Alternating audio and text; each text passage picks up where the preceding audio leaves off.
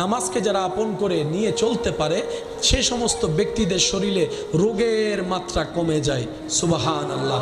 তাদের ব্রেনের শক্তি বেড়ে যায়, সুবহান আল্লাহ। তাদের হার্ট ভালো থাকে, তাদের শরীরের জয়েন্টগুলো ভালো থাকে যাদের সাথে নামাজের সম্পর্ক থাকে।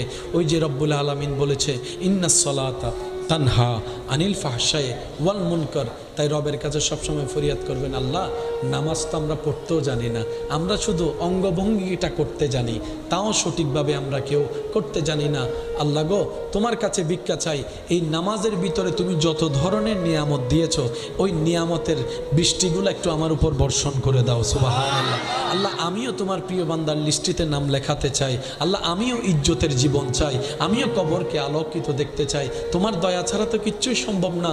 আল্লাহ আমি চেষ্টা করছি তোমার ইবাদত করার, আমি যেভাবে ইবাদত করলে তুমি খুশি হবা আমাকে তুমি দয়া করে নিজ গুণে সেভাবে